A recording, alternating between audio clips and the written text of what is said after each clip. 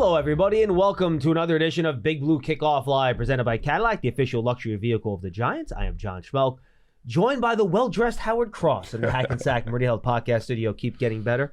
Howard, I haven't done a show with you in it feels like forever, man. I got to do 5 minutes on the pregame show every week, but that's kind of it. I'm pumped. It's been a while, man. It's been a while. You've been, I don't know. I'm trying to get in here. I'm working on it.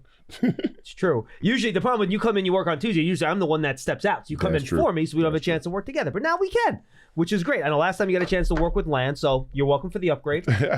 Happy to help. I had a chance to talk about this game, unfortunately, yesterday for an hour with the feds. So I'm going to give the floor to you. Give me your main takeaways. You kind of had a day to think about it a little bit. What were you thinking about, and what are your main takeaways walking away from this just catastrophic tough loss on Sunday? Well, first things first, you have to be encouraged by the way the offense played and the way they were able to keep bouncing back and keep striking and keep scoring points. They scored 30 points again. Dart did a good job. He's out there without his top receiver. He's out there without, a few guys. His second receiver is down. So he made do with the guys he did. The tight ends came to play. They showed up. They had a couple drops early on, but made up for it with some big plays later in the game, which really helped out. Of course, the running game has been getting better and better. I like the way that they're running the ball. Kind of curious, though, why they haven't been running that outside run with the two tight ends to Thomas's side as much as they do it right. They kind of have a right-handedness about them when they run the ball. Yeah, they ran a couple pitches to Scatterwoo, but you're right. I think they were to the opposite of the tight end side, right? No, now that you mention it, so interesting. That's very interesting to me. But I don't call plays. I just was trying to figure that out. You want to, but you don't. Yeah, no way. I don't want anything to do with that. And then from a defensive standpoint, for 3 quarters, they look like the best defense in the league. They look phenomenal. Then, then all of a sudden, a Daybill goes down and Hollins go down, and it looks different. Not that their backups are that much worse or something like that, but it definitely was you could tell it was a difference in the secondary. Guys getting open, and they were going at the guy that came in to replace him. So that kind of hurt a little bit, and I was hoping that they could figure out a way to step up, maybe do a little more press, give him a chance with somebody over the top. But it was very obvious. They said, okay, well, if he's out, let's go at the guy that replaced him, and that's what they did. And I didn't sense, Howard, and you give me a better idea from the sideline. I rewatched the game on Monday morning again. I didn't think there was a huge shift after the lead in the type of plays they were calling and the type of defense they were running. I just thought, I thought, honestly, the guys on tape even looked like they were gassed a little bit. Oh, they're gassed. And I just thought the execution in that fourth quarter on an individual basis just was not great. I mean, you're in Mile High Stadium. Like, if you got to get 3 and outs, you got to get quick stops, you got to be able to get plays done, which they did early in the game. Yeah, but when you miss one and a play extends, and I'm not talking about like a 30-yard bomb or a 40-yard bomb. I'm talking about like just a first down, a couple of first downs, right? 2 more first downs, right. And all of a sudden you're looking to the sideline to see who's coming in to get you, and just to jog from the field to the sideline, you can see guys like gasping for air. I'm like, okay, I said they're getting tired. They've got to find a way to get one more stop, and then that's the big thing when you're in that situation. You have to be able to get that one stop to get yourself off the field so everybody can catch your breath again. But if you don't, it just piles up, and it just overwhelms you. Yeah, it really does. I purposely did not go through a lot of the positives yesterday because I didn't think fans wanted to hear any positives yesterday. And understandably so. They're all very upset, and you guys can still be upset today. Give us a call. We're here for you. Totally upset. I get it. So a couple things about Dart's game. I did not think in the second half he was great. He made a couple big plays, but I thought not the best. But the things that really encouraged me about his game, and I don't think I brought this up on yesterday's show, I want to make sure I got it in today, was 3 big plays in the game. And I had to be reminded about the Tracy run. And the 2 deep passes to Bellinger. He had the 40-yarder for a touchdown and the 20-yarder on the sideline. On all 3 of those plays, Howard, Dart checks into that play pre-snap. Yeah. So he sees something from, I think, on the 2 pass plays to Bellinger. I think he caught the Broncos in cover 3 on both of those, and they kind of attacked that cover 3 corner on both those plays. And then Hufanga crashed down from his single high safety spot and allowed the tight end to get behind him. But that's, I think, really good to see out of a rookie quarterback, that he can diagnose pre-snap what the defense is showing. By the way, a Bronco defense that does disguise things. Vance Joseph does some funky stuff with his defenses. They do a good job. They do. So I just want to tip my cap to Dart for those 2 pre-snap decisions to get the Giants into good plays. That 2 of them turned the touchdowns, and the other one was another explosive. Yeah, and the only thing I would say about Dart is that once he gets outside the pocket, he's got to be quicker with the decision. Like, okay, there's nothing here. He had the 2 of the sacks he took. Yeah. He rolls to his right, and he's out of the pocket, Howard. Yes. It's an easy throwaway. Yes. Or there was even a check down to Theo Johnson on one of them that I think he could have thrown. But I think the reason why I don't want him to get hurt, and I'm looking at him holding it and hoping, holding it and hoping. Correct. And somebody's going to run from the backside full speed, and it's going to be ugly. It reminds me in the first half on the other side when Bo Nix rolled right, and I don't know if he didn't see Brian Burns. He didn't see him, and then Burns absolutely obliterates him on the play. You got to be aware. I know that you don't, because they did disguise the defenses very well. They did do a good job of bringing a lot of different players, but you got to be aware of where these guys are. That's why the interception happened. He's out there. Just throw it away. That's all you got to do. Or in that position, just take the sack. Yeah, or, I hate to say it, run as far as you can and slide. Or that. There that it works is. too. But that's the only thing and I know he's looking to make a play, and I know he wants to make a play, and I feel that youth and that energy. I got time. You don't have time. Like, when you're out there and you're outside of your tackle, you are out there by yourself. Be careful, kid. And that's the only thing that worries me. No, I think that's fair. Anything else you want to touch on in the game before I get to the calls here, Howard? I want to hear what these callers have to say. I've been ready for this. And I listened to it all day yesterday. I was at a charity event, and I was like, okay, yes, sir, absolutely. I'm sure they were asking you questions they about were asking that. Me 1,000 questions. And I'm sure you had all the answers. 0 answers. 0. Well, let's see if you can do better today. I'll try. All right, let's go to Walter all the way out in Omaha, Nebraska. He's going to join us first on Big Blue Kickoff. Walter, what's up, man? What's going on, John and Howard? Hey, listen, man. I just, the thing is, what's infuriating as a fan is just, to hear Dabo. And let me start by saying this. That after that first year, I was sold on Dabo, and even right now, in so many instances, I want it to be Dabo. You know what I mean? And I think, listen, a lot of, play calling offensively during that game. I understand it was a tough game, which I'm fine with the offensive play calling. I think from the coaching standpoint of Dabo, I think those delay of games, and that moment, especially the last delay of game, why isn't he right on the referee's hip, ready to call a timeout, seeing the play clock dwindle away, and he's not right there on the hip. That's my concern about yesterday. But when it's a loss like that, there's enough blame to go around everywhere. And the kicker situation, what are we? 3 years in a row, we've lost games to for the kicking thing. I don't know, whatever it was. I think, after Wink left, I think, I hate to use the word, but I think management neutered Dave's. Like, where was the aggressive Dave that was, chewing players out for not doing what he had coached them all week to do? Whoa, Walter, hold on. Dable threw it on a 3rd and 5 when the non-aggressive thing would have been to just run the ball into the ground, and he put the ball in his rookie quarterback's hands and let him make a play. I mean, I think that's being pretty aggressive, no? And he's definitely chewing players out. Actually, Walter, stay with us. Howard is on the sideline for every game. As I said. No, Walter, real quick. Mr. Howard, one sec. Walter, 1 sec. Howard's on the sideline for every game.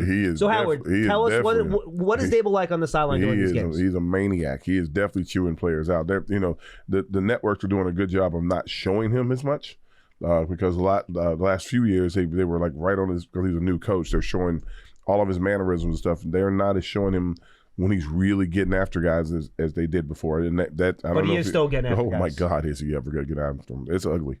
So, well, Walter, there you have it. Yeah. Yeah, listen, like I said, again, like I said, from the offensive side, I have no issues about the play calling. Mm-hmm. You understand what yes. I'm saying? But, you know, I've been listening to, you know, to the beat writers and everybody, and it's like, you know, everyone has blame in this. So the kicker situation, we could have had a more qualified kicker in here. It's been 2 weeks. There's been, what is it, three missed kicks in the last 2 weeks. So there's mismanagement, and more than that, I would say the mismanagement of the roster. We've got people that are holdovers because the organization does not want to let go certain players that were at a certain cachet for draft pick. Hyatt. We've got people are just sitting on the bench for nothing, getting game checks, getting all of these things for nothing. No, but Walter, hold on, Walter, hold on 1 second. 2 weeks ago, Jalen Hyatt draws a defensive pass interference penalty in the end zone. Mm-hmm. That helps you win a football game. And this week in the fourth quarter, he runs by Patrick Surtain II, mm-hmm. splits the deep safety, and is open on a deep post that could potentially won the game in regulation if Dart doesn't overthrow him. So he's contributing. He's you know been I guess forced into action, but he's definitely contributing. He's always wanted to be there, and he's trying to do it now. Listen, fair enough, fellas. All I say is the production out of Hyatt for what is this? Is his third year now? Yeah, third year. Third year person on this franchise. Look at Wandell. Each year, Wandell gets so much slack about we could do better, and when are we? Everyone's always itching to replace Wandell steadily. Year after year, this kid is grinding, doing what he has to do, and only doing what the play call allows him to do. There's certain enough players that are hungry enough that deserve to be on this organization. Banks. Neil, all of these people, the organization is holding over, putting on us year after year after year, and expecting us. We're just giving. And granted, everyone deserves time, but we're holding on to these players, and they're holding spots, and they're doing nothing for us. We got a healthy scratch in Neil. We Banks and Flott is clearly since the spring has outplayed Banks, but to save face, they're gonna go ahead and push certain players on us and losing games. How many games did Banks cost us this year because they didn't want to go ahead and get off of Banks? Yeah, but okay. In all fairness, let me ask you a question. So the roster gets set. The Banks is like your third corner. He's the guy that's going to be the backup to the two starting outside guys. Frankly, really, if you want to count Drew Phillips at him, he's really more like your fourth corner, right? Phillips is a slot guy. Yeah, correct. Okay, yes. So Banks is your third corner. That's your depth in your rotation. You release Banks. There's no other corner out there that's at that level. If he plays, he plays well. If he doesn't play well, then you're struggling. But that's why he's your third corner. He's not on the field with you the whole time. So who are you going to get? Like you need another player. I mean, I can list the guys on the practice squad. That's not for me to determine when they're putting together the roster each year in the off season.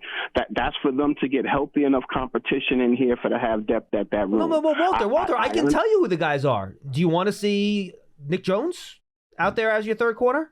Do you want to see Art Green out there as your third corner? Don't do that. No. Again, no. But my point is making is that you keep guys on the roster because they're very talented, and you think with coaching they can elevate their level of play. Nick Jones and Art Green are good football players. They're really helpful on special teams. But again, to Howard's point, I'm trying to back up what you're saying, Howard. I got you. You have these guys that have a certain level of talent, and I'll throw Evan Neal into that conversation as well. There are only so many guys that are that big that can do the types of things that these players can do if they correct some of their technique issues, which are holding them back. So you want to keep the guys. They're only all of these things. No, but Walter, my point is that no, you're fine. But I think the point we're trying to make, if they do what you're saying, and you decide to let go of Jalen Hyatt, let go of Evan Neal, let go of Deonte Banks, you're not finding another wide receiver that's running a 4-3. You're not finding a corner that has the size and speed combination of 4-3 Banks. if you're not catching the ball, you're not having no separation, you're not you're not breaking off the routes, you're just straight line and people onto you. Every time Hyde's in there, they're like, oh, okay, it could be a deep shot. You see what I'm saying? And then they're just onto him. And if he is not running screech free, he's, he has. I lie about that. He has caught some outs, caught some slants, caught some in routes. Yeah, he's caught a few other passes. It just.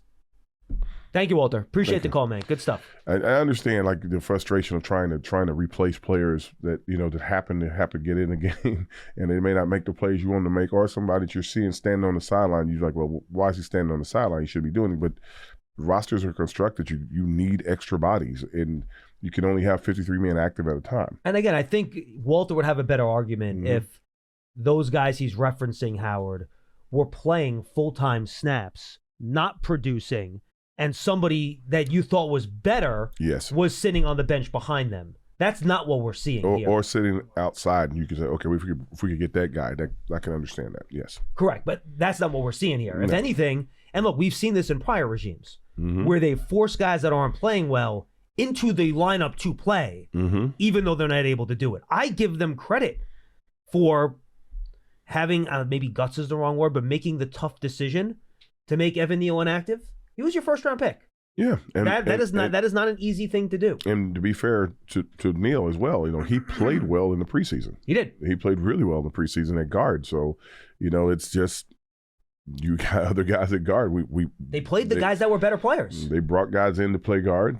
They're good at guard, and even though he's playing better at guard, you got to get in line. You got to play the guys that are going to be the best chance to win, and I think that's what the Giants, for the most part, have done here. Absolutely, from what I've been able to see. From an offensive standpoint, definitely. Yeah, no, Howard, I'm with you 100%. All right, let's go to Jason in New Haven. Jason, you're up next on Big Blue Kickoff Live. Hi, how you guys doing? What's up, man? Good. Yeah, Sunday was tough, man. Instead of this week us celebrating, let's think about this for a minute. And I want to speak to my Giants fans. Go ahead. We have our QB1, which is half the battle when you're trying to turn your franchise from a laughingstock to a respectable and then on to playoff contender. So I want to leave it at that. That's my first point. But my frustration is, instead of celebrating Dart going into Denver, and for 3 quarters, not just him, the offensive line, Theo Johnson, even though his drops are starting to get me aggravated, but overall, he had that big touchdown. Bellinger, the offensive line, Tracy, Burns. Instead of celebrating those guys and celebrating the effort they put into really dominating the Broncos at home, when you really think about it as a rookie, instead of celebrating that, we're talking about the loss and the implosion. And I'm not looking for you guys to agree with what I'm saying. We all have our difference of opinions. But my aggravation is 2 things. I'm sure I don't know how to say his name, the kicker. I don't want to screw his name up. But yes. Here's my issue, right? Now, I'm not in practice. I'm not behind the scenes like you two are, of course, right? So I can only go off what you guys, not you guys, but what the team says. Apparently he won the kicking job in practice. Okay. And Jason, by the way, for the record, we don't see regular season practices either. So we're going off the same information you are once you get to the regular season. Okay. All right, no problem. But from what my understanding is, and like I said, I'm not asking for you guys to agree or respond or whatever, but apparently he was the backup kicker in Rutgers who kicked 63% in college. Yeah, that's correct. Okay. He missed the extra point last week. That's correct. Came back this week and missed 2. While we have a veteran kicker, and I get it, he lost the. Oh, we lose you? Well, at least in my opinion, he's done it on this level.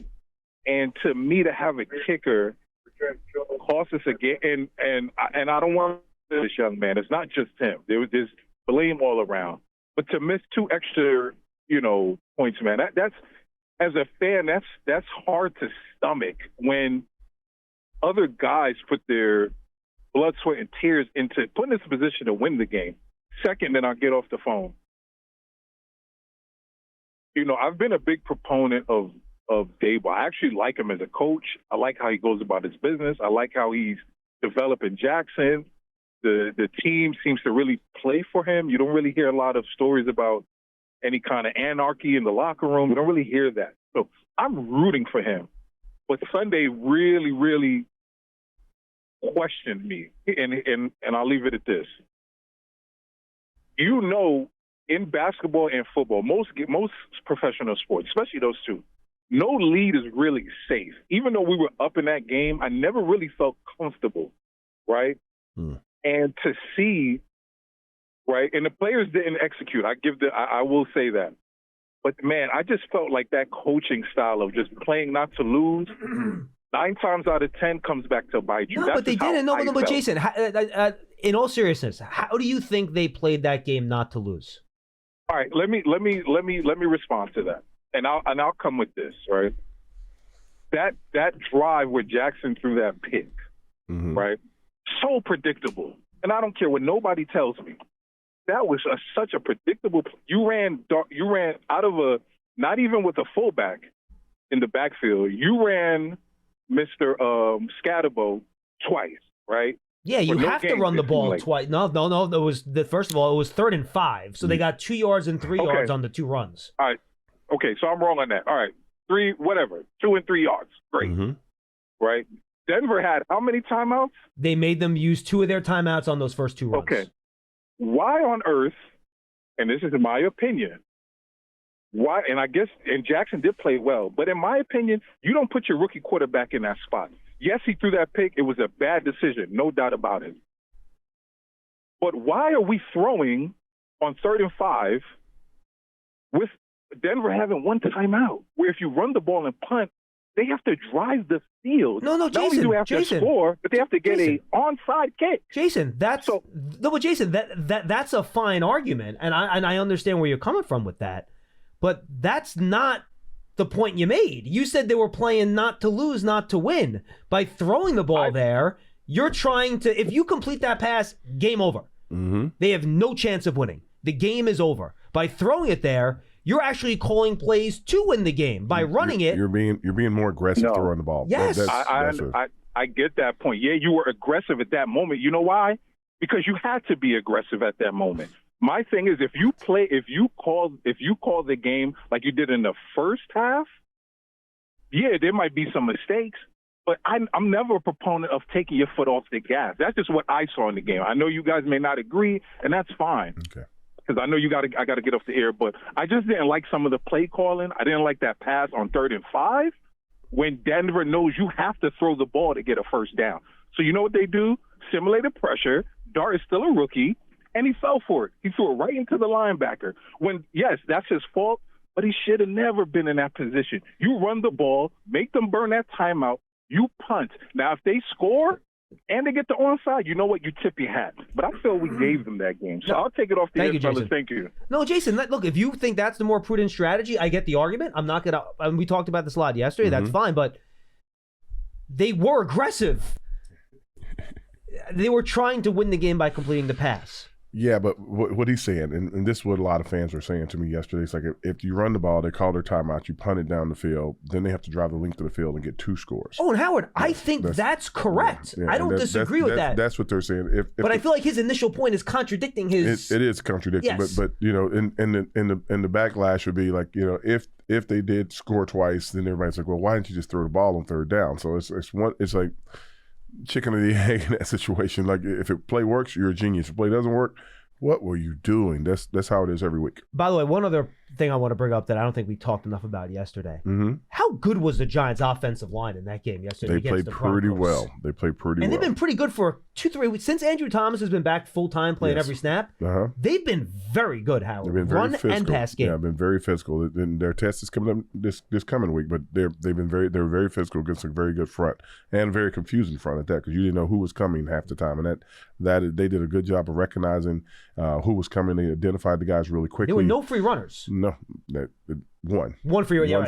You had the one free runner on the one play. That's right. But outside of that, no, they did a really good job. No, and I think you just, as much as, as much heat as that group has taken over the course of the last 10 years on this show, I feel like when they play really well and they have the last 3 weeks, you got to acknowledge them. I think you got to give them some credit. You got to give the big guys some love. All right, back to the phones at 201-939-4513. Let's go to Dave in Cranford is up next, I think. Right, Johnny Mac? Let's go to Dave. What's up, man? How you doing, John? How you doing, Howard, man? It's great to talk to you guys. John, glad you're feeling well. Thanks. Happy about that. Wondering how you were doing. So we're all good. Glad about that. Thank you. So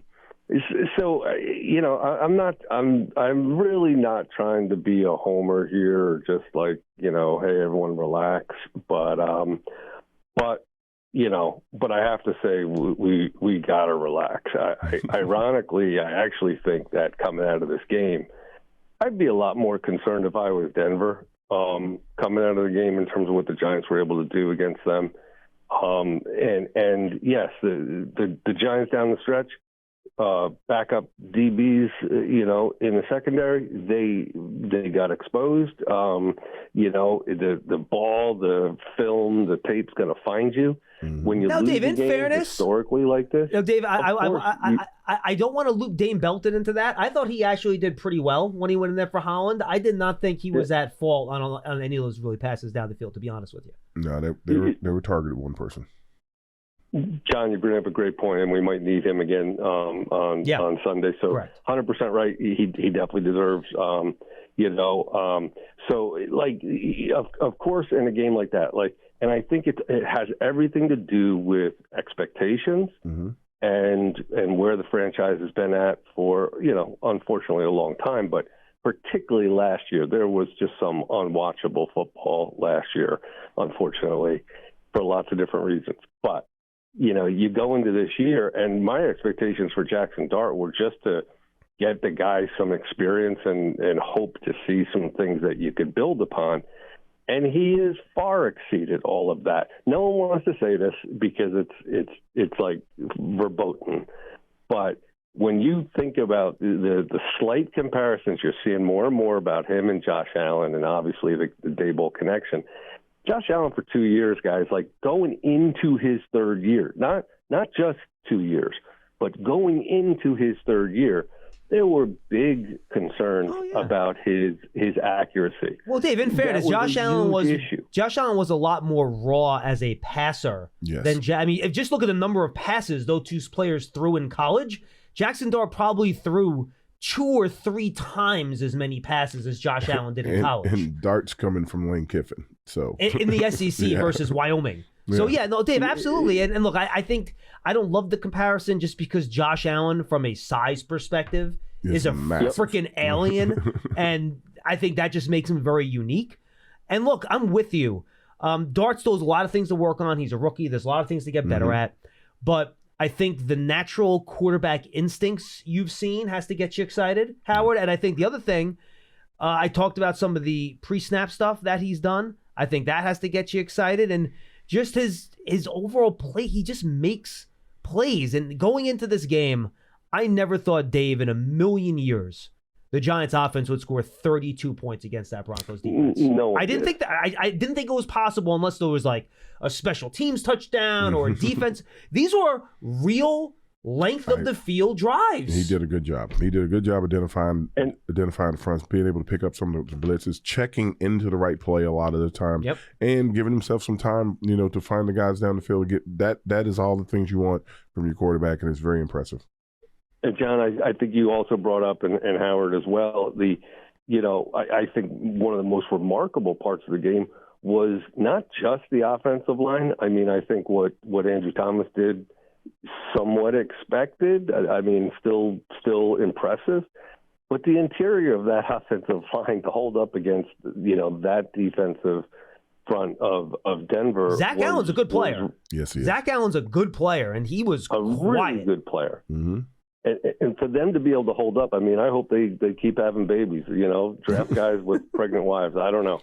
It seems like it's working for them. So I would just leave you with this one last comment to get your thoughts and then let you go. And that is, the only negative I could see coming out of this game is if Jaxson Dart starts to feel to take on too much. He has got to continue to stay right with what he's doing, with his preparation, with how he's preparing, with how he's playing, and not feel the burden of a game that they should have won. I don't think there's any question about that. He played well enough for them to win.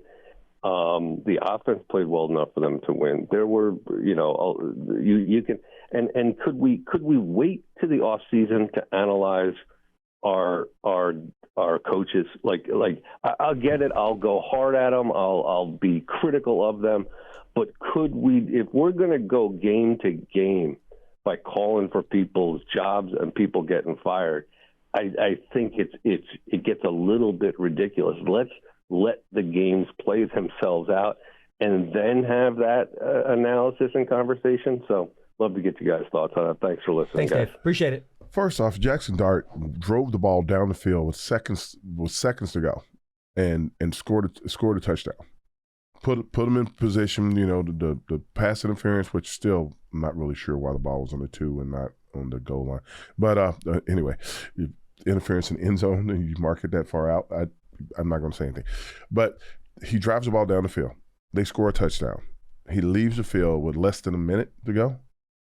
37 seconds? And that is what your quarterback is supposed to do. 33. The Broncos' first place from scrimmage was at 33 seconds. The touchdown was scored at 40 seconds on the clock. So this young man played with the idea that, hey, look, we're not losing. I'm going to put it on my shoulders. I'm going to take it all the way down. And he did exactly what he was supposed to do. He doesn't get to play defense too. You want to go back to the Josh Allen comparison. It's like Josh Allen, when people say, you can't beat Patrick Mahomes in the AFC title game. Yeah. Well, he gave his team a lead with 18 seconds to go. It's not his fault they gave up 2 passes for a game-winning field goal. If you do all you can do, you just leave it on the field. I'm very proud of him for that. As far as like the whole coaching thing, I think Dart is really flourishing under Daboll. And I think that they have a great connection. They have a great relationship. And I think he's only going to get better. I think they're going to win some games that, already they've had opportunity to win games that they weren't supposed to be even in. They've been close, so close. And I think they beat 2 first-place teams in the Chargers and Eagles, and they almost beat a 4-win team in Denver. Yeah, and they're going to start converting some of these games into wins. They're every team's not going to be able to muster 30-plus points. If they keep scoring 30 points, that's going to beat some teams. And you want to mention the development with Daboll. I want to give Mike Kafka some credit here too, Howard, because he's the offensive coordinator. And when Malik Neighbors went out, and you can speak to this being a former tight end yourself, they turned this into a 3-wide receiver offense into a 2 tight end offense almost overnight.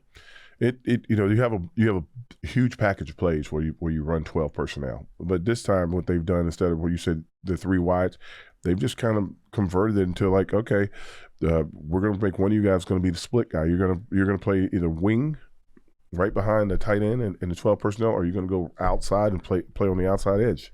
That's going to be one of the 2 things you're going to do, and we're going to run the offense out of it. Instead of it being 3 wides, though, we're going to squeeze down and run the exact same plays with 2 tight ends right in front of them.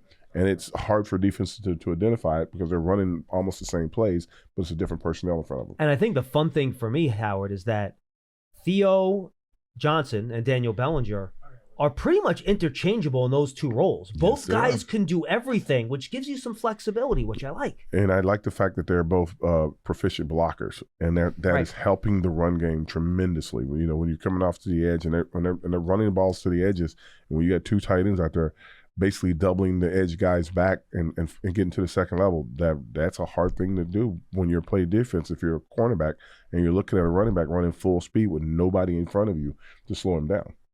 100%. All right, let's go to Ross all the way out in California. Ross, what's going on, man? Hey, how you guys doing? Very good. Great. Well, I'm a longtime New York Giant fan. I go back to Fran Tarkington. All right.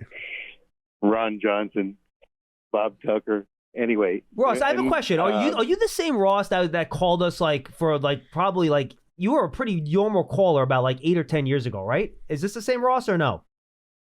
Probably not. Okay. I don't think so. No, I'm pretty sure we had a Ross in California back then as well. Anyway, go ahead. Ross is not me. No. Yeah, I just kind of discovered you guys, so I don't think it was me. But I have called in about the Giants. It might have been your show.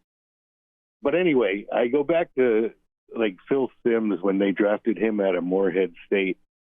And to me, I only have seen when we played San Diego and when we played Philadelphia. So I'm pretty lucky as far as, what I've been able to watch out here because they don't cover them every week. So you guys know much more about the ins and outs of play to play than I do. But I will say this, that Jaxson Dart, and also I should say, Howard, I'm a Notre Dame fan. So Nice. I only wish CJ Carr was playing for your son year last year, but I like CJ Carr. He's going to be a good player. Yes. Yeah, he was a lot of fun to watch. Your son, I'm talking about. He was a gamer, I appreciate he played that. through. Yeah, what he played through. I mean, everyone plays with injuries, but that kid was tough. But anyway, yeah. So when I go back to seeing how the Giants drafted Phil Simms, it was sometime shortly after Joe Pisarcik. I don't know if you guys remember him, but he was not the greatest the Giants ever had. And so when they got this guy Simms, it was like, who is this guy? And he got the crap kicked out of him. He had no offensive line for his first, I would say, 3 years. And then all of a sudden they started drafting linemen and really good guys and really built an offensive line for him to excel. And I'm thinking that's what I'd like to see with Dart, because I saw Dart when he was at USC and then he went to Kiffin. But when he was at USC, they were just coming off of Caleb Williams. It was Heisman guy. They wanted another Heisman, and it's like, sorry, but that doesn't come along very often. So I've seen him his whole college career, basically. And when he came to the Giants, I had such renewed energy because I knew what he could do. And I knew Kiffin was a great quarterback developer. He's very creative for offense. Yes, he is, definitely. So, yeah, so I'm thinking, like Jaxson Dart, the energy that he brought in. I don't know if San Diego was that first game he started or not, but it was instantly a different team that I saw out there than what I have been seeing for years because, the Giants never understood how to draft it. Once Wellington Mara stepped down, it was like, forget it. The Suns, it's almost like the Steinbrenner syndrome. But anyway, Wellington Mara, George Young, these guys that were in management really run a tight ship and knew how to draft. And so I'm not seeing that from these guys until this last year because I love Scadaboo. He's from my alma mater. Sac State he started at and then went over to Arizona State, And so I know him a little bit. So when they drafted him, I was saying to draft him in the second round, come on. Because I knew how great he was, right? And so he gets in the fourth round and they got him. I was like, okay, the Giants are back at drafting. Because look at what Philadelphia has done in their drafts the last 7 years or so. Yes. They took so many great picks. And now you're seeing the benefits of all that work of drafting. Ross, look, there's no question. You have to draft well to be successful in the National Football League. You have to. And certain teams get it right every year, and certain teams have a struggle. And it's also where you pick too. You start to value guys differently. That's true. It's a lot. All right, Ross, you good? But what I'm liking is just this last year. If they can keep up drafting and really getting some offensive linemen that are of renown coming out of college that can play behind Dart or in front of Dart, I think we're going to see a lot of good things that are going to come. They've focused on defense, and I'm a guy that always believes in defense first, but you also have to have this balance to it. Nice. And so I'm just hoping that they'll do the offensive line idea. And really, you guys are saying, and you're probably right, that our offensive line has been looking good. I want superior guys, I want to build it from the draft. Dart's young enough to grow with them, yeah. Now, Ross, appreciate the call, man. No, thank you very much. Good stuff. And look, nothing helps a quarterback better than a really good offensive line. I agree with that. And Howard, look, we're going to be at a bit of a crossroads here with this offensive line group this year now. You have Andrew Thomas under contract for a long time. John Michael Schmitz will just have 1 year left on his rookie contract after this year. This is year 3 for him, right? Jermaine Illuminor's a free agent. Greg Van Roten's a free agent. And John Runyon Jr. will have 1 year left on his deal. So you're looking at 4 or 5 guys that are going to be either free agents after this year or after next year. So You drafted Marcus Bowe, who I know we both have high hopes for. Oh, he's going to be a player. But I would be very leery of letting a guy like Jermaine Illuminor walk out the door, who's been a very good right tackle for them. Well, here's the thing. Jaxson Dart's a rookie. So you got that rookie contract. So you're going to be able to fit some pieces in where you need to fit some pieces. You can go out and draft some guys to grow your line and your defense as well. But because he's on a rookie contract, that's going to help, develop players around him and get players around him to help him play. As I say, the others outside the quarterback will be easier to commandeer with a rookie contract for your quarterback. And you have to take advantage of the window, right? Because yes, that's when you build your team. Basically, when you redo your once that quarterback is in and he's playing well, you got all your guys kind of set, and then he gets his next contract. And you got 3 years until he hits that 5th-year option. And the 5th-year option is reasonable. Mm-hmm. It's not cheap anymore at the quarterback position, but it's reasonable. Yes. So you have 3 or 4 more years now, and the Giants have not backloaded a lot of contracts. So it's the way Joe Shane does his contracts, it's not like they're the Eagles where they put a bunch of like these voided years on there where you got the money all pushed back in all these contracts. The Giants tend to have pretty balanced contracts like Burns, Andrew Thomas, Dexter Lawrence. Those are guys that they're getting paid decent base salaries, but it's not like they're coming up with $45 million cap hits. That's right. Like you're going to have with some of these guys. And Neighbors, you got 2 more years on his rookie contract with him, and then you have the 5th-year option for him. So you're looking, Howard, you're exactly right. The next 3 years, you're going to have to spend that money. You got to build your team. Throw some signing bonuses around and spend the cash and the money now, because eventually, when you got to pay Jackson, you got to pay Neighbors, you're going to want to do another contract with Andrew Thomas eventually, as long as he stays healthy. But you also can draft. Burns, Dex, all that stuff. You got 3 drafts. Correct. Yes. You got 3 drafts between now and then to determine who you can get, who you're going to replace, who's out there that's best. You might be looking and going, oh, this guy plays guard. He's like one of the best guards in the country. We can get him at this pick. Got him. Okay, now I don't have to pay so-and-so this much money because I got a guard that comes in, is going to come in and play right from the jump. And this could be a very it's funny. This draft class, Howard, going in, everyone's like, it's going to be an awesome tackle class. Yeah. But no, everyone thinks the tackles are going to have to move into guard. Yeah. Like even maybe your guy Caden Proctor, Alabama, who's massive, he might be a better guard than a tackle. So I think it might end up being a really good guard draft because everyone wants to move the tackles into guard. Yeah, it's going to be some guys out there that are going to come in, they're going to be long-time starters. And they'll be on rookie contract. So you got a big opportunity to build your team really quickly, to have some success for not just 1 or 2 years, but like 6 or 7 years, because you got everybody, the salary cap managed just properly. And look, that's why you have to draft well. That's right. Having good players on rookie contracts, there are a few things more important to putting together a really good NFL team than that. Just look at the Detroit Lions. The younger your team is, the younger your team is, the better you are, because the contracts are lighter. Howard, you could not be more correct about that. All right, let's go to James in Philly. He's up next. James, we're going to be in your neck of the woods in about 6 days. Howard's excited. He loves hanging out in the parking lot with the Eagles fans before the game. No, I don't. I agree. Say you have to be crazy. Well, he is, but he still doesn't do that. Obnoxious fans you ever want to run across. What do you got today, James? I've been a Giants fan since they had LT, so I go through a whole lot of crap here in Philadelphia. I was on the top of the world last week, and now I got to hear a bunch of crap this week. But my thing is, I wanted to talk about the defensive backs. It's like, I don't know. It seems as though we got the two pickups with Holland and Adebo, but it just seems like they're not on the same page most of the time.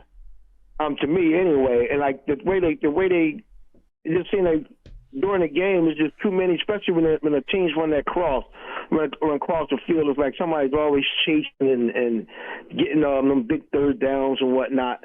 And then like the Dallas game and the game we just had, you got 31 seconds. No way you let no guy catch no deep in route right there.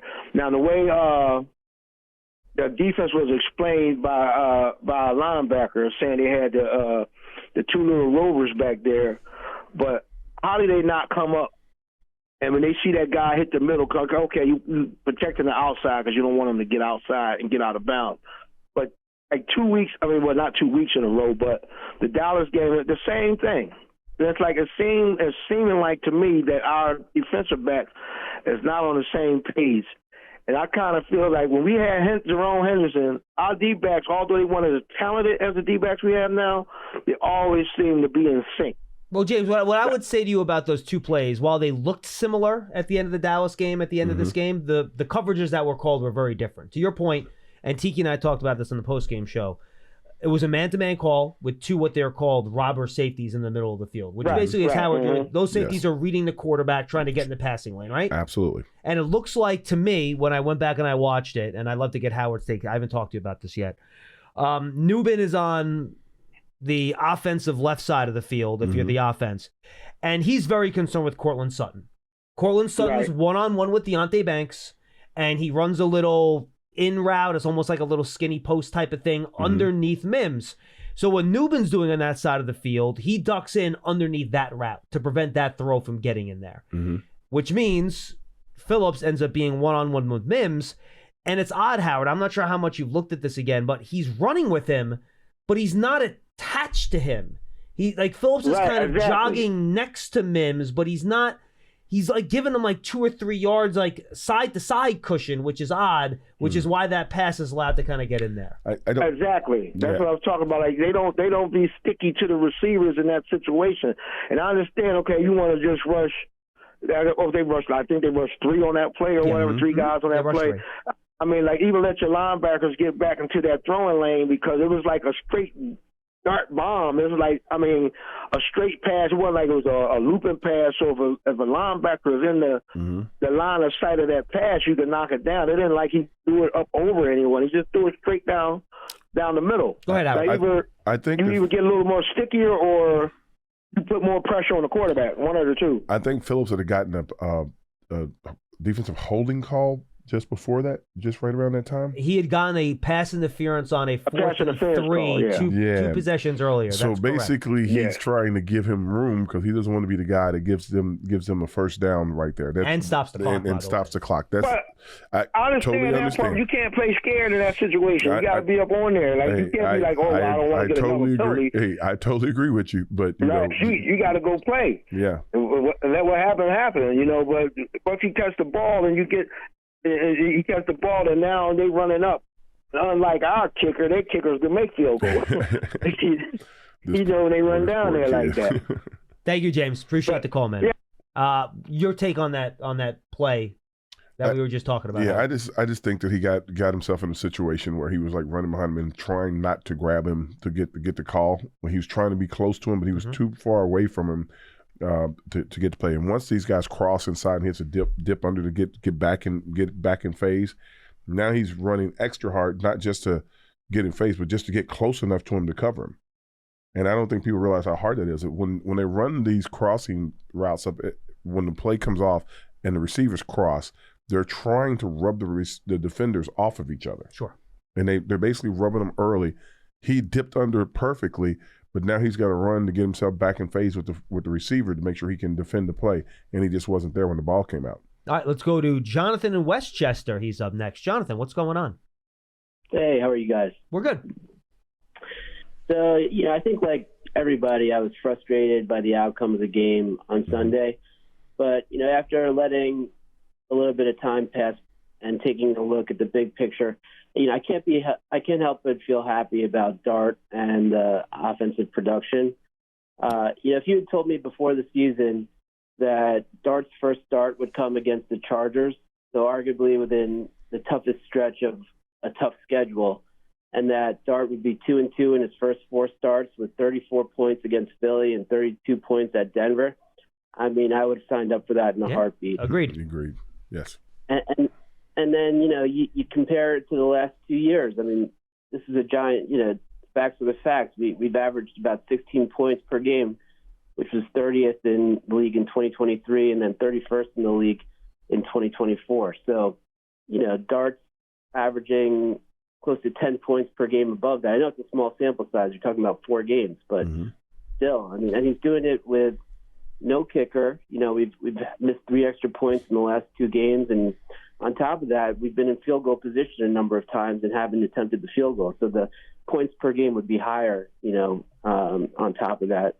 and no Malik Neighbors. So, kind of have to take a step back and be excited about the direction that at least the offense is heading in. Wanted to get your thoughts.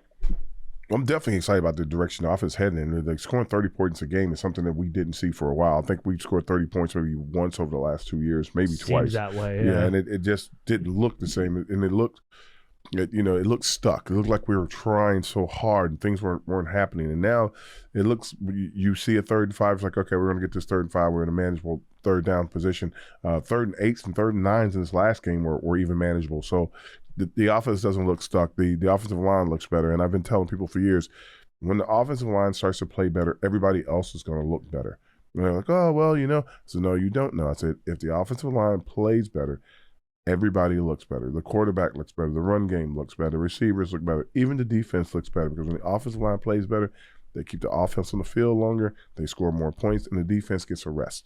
So, yes, the offensive line playing well has really elevated this team. Dart's doing a great job. Scadaboo's awesome, but the offensive line has really, really come a long way, and they've done a great job. And again, I'm saying that now, they have a stretch of really tough teams to play. The Eagles will be at full man. They will be fully loaded when we see them this coming week. It's funny. They talk. We've been through the toughest stretch, and I was joking about this. I forget who I was talking to. Mm-hmm. It just shows you how, and we say this at the time. You talk about how tough the schedule is going to be. Well, you got the Chargers without both their starting offensive tackles. That's right. You got the Eagles without Jalen Carter and Quinion Mitchell for most of that game, right? And Philly just wasn't playing well at that point either, to be totally honest with you. That's good for me. No, absolutely. So you talk about how tough that stretch is going to be. Well, maybe it turns out that the toughest stretch is the one that's coming. When you're at Philly, the Niners, who have been playing really well despite all their injuries, and Brock Purdy's probably going to be back by then, I would think. Then you have the Bears, who have played well, the Packers, who are really good, and then the Lions, who are awesome. So it doesn't get any easier anytime soon. The Packers are in first place, basically. Yeah, and the Lions, it might be the best team in the National Football League right now. Absolutely. So, it's going to be a stretch. And then, by the way, everyone thought at the start of the year, at least you get the Patriot game. That's going to be a bit of a break.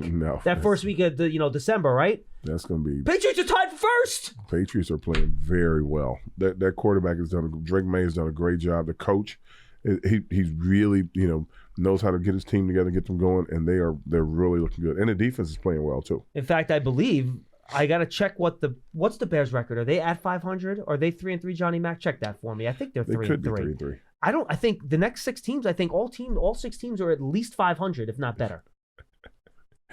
Yeah, we got a good schedule.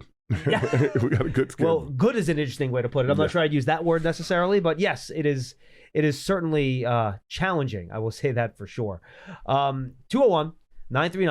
Want to remind everybody the Giants Foundation will host a 5K race and kids run presented by Quest this Sunday, October 26th at 9 a.m. at MetLife Stadium. Net proceeds will benefit the Giants Foundation. All participants will receive a commemorative t-shirt, and after the race, stay for a post-race festival with appearances by Giants legends and a live DJ. Register now at giants.com/5K. The Giants Foundation is a 501c3 nonprofit corporation. I know Tiki's going to be there, so you'll get a chance to hang out with Tiki. There you go. At the 5K. And you do, and by the way, I did confirm this after I said it on yesterday's show and said I'm pretty sure this is true, and it turned out to be true, so I was right. You do get to finish the race in the end zone at Giants Stadium. All right, MetLife Stadium. MetLife Stadium. So you run around and you finish the race. I guess you run up the tunnel or whatever it is, and you run into the stadium, and the finish line is in the end zone. So you get a chance to be on the field at MetLife Stadium, which is pretty cool. I'm still trying to figure out how you're going to run into the stadium. I was thinking about that too. It's not like there's a tunnel like the old stadium that goes straight in. I know exactly what they're going to do. They're going to run through where the buses come in and let the teams in. You know what? You have the ramp up, and then that goes right onto the field, right? Yeah. That's going to be it. That's how they're going to do it. I think you're probably right. Because you can't run around the inside the stadium. Yeah, because if you go in by MetLife Central where they have the 50-yard line, there's no clear path. No, they're going to run in. They're going to run right up there and go right there. That's the only way to do it. Or else they have to run through a door and then come in. So, folks, not only do you get to run on the field, you get to see the loading dock. Yeah, well, and you run right by the locker room. Yeah, you're right. It actually is right over there. You're right about that. The Giants locker rooms. So, and Bears are 4-2, by the way. Thank you, Johnny Mac. Mm-hmm. So, the next 6 opponents, all of them, at least 4-2 or better. All good teams. All could be playoff teams. So it does not get any easier. So the Giants are playing spoiler for the next 6 games. We're trying to spoil everybody's part. They're going to be underdogs in those games. So I think we're underdogs for the rest of the year. They have the Raiders on the schedule. Oh, thank God. And we will see where the Vikings and the Cowboys are too when you get to those final couple games of the year, and we'll see where that's at. But and where the Commanders are, frankly, they have not played particularly well. They really didn't do little Daniels any favors by they thought he was just going to like have the same season year in and year out. You got to get him some protection. You got to give him some weapons. They tried. They got Laramie Tunsil in there from the left tackle. Yeah, but he's still getting sacked a lot. Well, and it's funny. The thing we were worried about with him coming out, right, is he was so slender and he was a smaller guy, not in terms of height, but just in terms of stature, in terms of being broad and thickness. And we're seeing some of those injuries now pop up this year because they're hitting him in the legs. No, you're right. If you get hit in the legs, like you need all your pads on. I see these guys out there in games. I'm like, man, where are your pads, bro? I haven't. He wears like punter pads. It's crazy, right? No, I'm with you. I haven't rewatched that Dallas Commander game. I was going to do that either today or tomorrow. And I did see the replay of his injury though. Like he got twisted up. Yeah. Like I thought it was going to be a knee injury. When they said it was a hamstring, I was actually a little surprised. Yeah, again, there's so many guys hitting him. Like Laramie Tunsil's great. Jeremy Tunsil's great, but you get more guys out there for him. He's not just going to be able to do it. Let's go to Scott in New Mexico. He's going to wrap us up today. Scotty Doo. Hey, John and Howard. I don't usually get on as much as I used to. I'm dealing with some medical issues, so John, I'm glad you're. I'm sorry to hear that, Scott. Hope you're feeling better. And yes, thankfully, I am doing very well. Okay. I tend to. I guess I'm from the Bill Parcells school. Your record is what you are. And I just wanted to review something with you. It's not that I have a personal affront against Brian Daboll, but here's his record since he joined the Giants. The club itself is 20-37-1 and 11-30 in the past 41 games. 5-19 in the past 24 games and have dropped 7 straight road games, including 2 where they had the lead with less than a minute left. That's the reality. And I think in the game against Denver, the Giants on 2 possession plays had less than 7 yards. You're not going to win football games at all with that kind of record and with the way the games are turning out. And though I like Brian Daboll as a person, my question really is he the right coach based on the record I'm looking at? Now, when I watch the games, I'm like you guys. I think, for example, Howard, your idea of the 2 tight end set really worked. I think they complement each other. I like that set. I like the replacement for Schmidt. I thought he played very well. Yeah, Schlottman did a nice job. I think the offensive line is good. Secondary is questionable. But the real key for me, unlike Detroit, which lost all 4 of its corners and safeties, didn't start the season, and you see how good they are. But the real key to me is you have to lay the blame at the coach's feet. And we keep skirting the issue. I just read you what the record is. And you can't look away and say, hey, each individual game is going to have its own nuances. Of course. I think Jaxson Dart is going to be great. I think he's a good quarterback. He's going to learn. I think Scadaboo was a great pickup. But all that being put aside, you can't escape from what the record is. No, look, Scott, and Scott, you're right. No one is making believe that the record the last 2.5 years has been good. It hasn't been. We know that. Right. And ultimately, you're judged on wins or losses. But I'll let Howard kind of attack the larger crux of your question. I think what you have to think about this is that when they came in, they were trying to field a team. And they've been constantly trying to get all their guys in. And one thing that a coach that usually happens is a coach usually has his quarterback. So up until now, he's been playing with what cards he was dealt.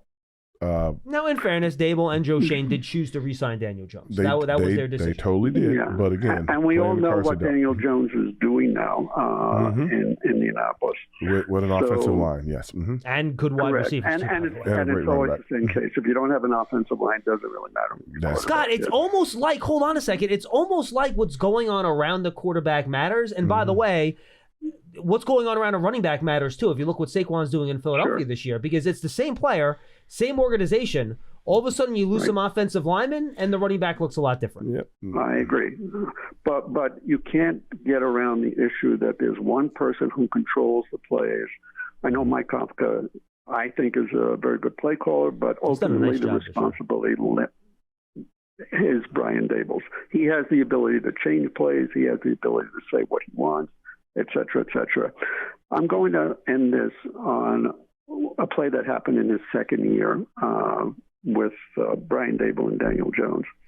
I think the score against Dallas was 40-0. And I may be wrong, but I think it was. And in any event, he left Daniel Jones in the game in the fourth quarter with virtually no time left. In his press conference, he said, he was asked the question, why did I leave my starting quarterback in the game? And he said, well, I wanted to see if I could start something or we could initiate something, which to me was imbecilic because each game, as you know, is different. Even if the Giants would have scored, it wouldn't have made any difference for the following week. So I sort of soured on Brian Dable right then because I didn't think that was a wise coaching decision. But the record bears it out. So I'm not trying to I apologize if it seems like I'm trying to say Brian Dable is the key to all this mess, but he is the head coach. And it's about time we stop thinking about individual players and what they do because, as you know, the buck stops with the head coach. And that's really the only point I was really trying to make. And I don't think that making a change in coaching, whether it be Kafka or it be Shane Bowen, is unnecessarily a bad idea. Thank you, Scott. That's just my thinking, so that's why I want to just vent that. No, and Scott, that's why we're here. We appreciate you calling your opinion. Final thoughts, Howard. Final thoughts. Coaching is you can respond to that too if you like. Yeah, coaching is coaching. I do understand what he's saying. I think that this year, especially with this schedule, there was not a lot of expectations. I think the beating two of the tougher teams and playing some other teams right down to the wire, I guess you would say there's no moral victories, but there are going to be some wins in this season. There are going to be a lot more wins than were expected. I think we were scheduled to have one, maybe two wins, and it wasn't against these two teams. So I think that you're going to see more and more guys make plays. I think they're going to score. If they continue to score with 30 points a game, other teams just not going to be able to do that. I don't care how, who's playing in the secondary, who's doing whatever. You're going to see more sacks by Burns. You're going to see more sacks by Thibodeau. I think Dexter is getting closer and closer to being Dexter again because he didn't go through all training camp, and he's just playing himself back into shape. And everybody goes like, how long does it take to play back in shape? At that size, it takes some time, and Denver's not the place to play yourself back in shape, but or is it? I mean, you really get your lungs a nice workout in that high altitude. Like, dude, that's not the place you want to be. So, but as for everything else, I think they're headed in the right direction. I know fans don't like hearing that, but I think they're headed in the right direction to make some huge strides so far. Hey, look, and Howard, the bottom, and I'll close with this: the past is the past. The record's the record. We know what it is. Ultimately, whatever decision is made, the decision is going to be based on what's best for the organization moving forward. What gives the team the best chance to succeed in the future? And that's what the best decision is going to be. And I will say this. Jaxson Dart said it best. He goes, we are here. We're winners. We're going to try to win as many games as possible. We're not here for the sins of the past. We're here for what's going on now, going forward. So with Dart and Scadaboo and Burns and all these guys that are really ready to go now, look at these guys for what they are. They're strapped, they're scrappy, they're fighting, and like I said, they're just a play here, a play there away from being there. They've cleaned it up. There's not as many penalties. One more play here or there, they got to pull it. They're going to pull it off, and that's what they're talking about right now in the locker rooms, trying to figure out a way to get. Hey, we need one more step. Can you take one more step and get your hand up? No question. Howard, this was fun, man. I appreciate it, brother. I mentioned the Giants Huddle podcast. Also, draft season is back live this week. We had a recorded one on last week, which was great with Dave Syvertson talking about ranking the position groups in the draft this week. Coming up tomorrow, or is it later on today, actually? Pearson should be cutting it right now. Mike Renner from CBS Sports joins Tony Pauline and I talking NFL draft. So make sure you check that out. He has his top 50 list out, and we had a chance to talk to him about that and to talk about his most recent mock draft. It's October, Howard. The mock drafts are coming, buddy. Luckily, the Giants are not really right now concerned about Roll Tide, Tankathon.com or anything like that. Just trying to win some football games here. Just Roll Tide, and we'll see how by the way, rolling. I have a couple questions for you. Okay. One, Jeremiah Love. What do you think about him as a running back prospect? Notre Dame's running back. Jeremiah Love is probably the top running back in the country. Didn't get as much. Agreed. Is not getting as much love as a kid from last year that played out of Boise. That went to the Raiders. Yeah, Gentry. But I think Jeremiah Love has speed. He can cut. He can catch the ball out of the backfield. He's a big kid. He's not like some little guy. Or he's long. So he once he gets out, he has home run speed. So those are the things that make him kind of scary as a running back. Monster game versus USC over the weekend too. All right, and then give me your best Alabama prospects. Who are you excited about seeing coming out? I think it's gonna be interesting to see if Ty Simpson comes out. I think it's close to his last year. Well, yeah, and he is like. I think more experience for the quarterback's always better, though, right? It's more experience is better, but if Alabama winds up somehow, some way getting into the playoffs and they get close to winning the national championship, there'll be a lot of scuttlebutt about him being the Heisman favorite. Well, I'm sure Alabama will also make sure they take care of him if he decides to come back to school. It's like sometimes you make more going back to school than you do in the draft. That's true, but I will say this about all of that. I think that the SEC the gap has shrunk very much now that everybody's getting paid. No, you're right about that. I agree. So it's like there's some big schools, some big donors, some places out there. Like to me, Arkansas should be the number one team in the nation. Walmart, Tyson Foods, and all that stuff. But there are other schools with other, Oregon's got Nike. It's just I have no idea. I mean, Texas has all the oil money. Yeah, it's Texas Tech. Yeah, they spent.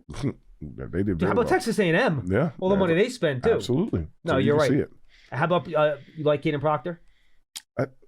He's all right. I think he's got to get more into the season. I think he's had some really good games, but he had a couple, Yeah, that's you're on it. You're absolutely right. He did.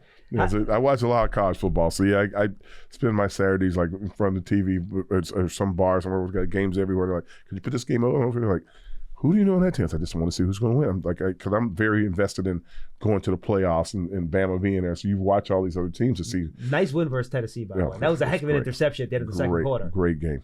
Unbelievable game. How about Jan Miller, the running back? He's come back. He was a little banged up. That's the issue with running backs. When you're banged up a little bit early on, can you last throughout the season? Do they have enough guys around you at running back that you can continue to run? And can a coach figure out a way, like, do you want to win, coach, or do you want this kid to advance his career?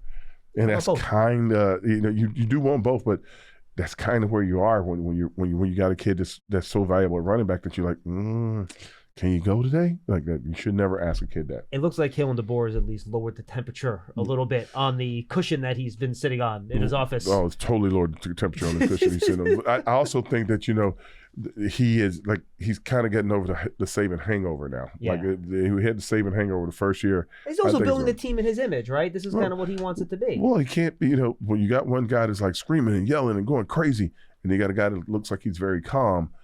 It takes a little bit for the fans, the team, and everybody and the press to get used to seeing that on the sideline. Yeah, a little bit different. Howard, always a pleasure, man. Okay. Johnny Mac needs to eat some lunch. So do I. So let's wrap things up here on Big Blue Kickoff Live, presented by Cadillac, the official luxury vehicle of the Giants. Coming to you from our podcast studio, brought to you by Hackensack Meridian Health. Keep getting better. For Howard Cross, I'm John Schmeelk. And by the way, you can find draft season on all your favorite podcast platforms, Giants YouTube channel, Giants app, and Giants.com/podcast. We'll see you tomorrow, O'Hara and Burke at 12:30 for Wednesday's Big Blue Kickoff Live as we turn the page to Philadelphia.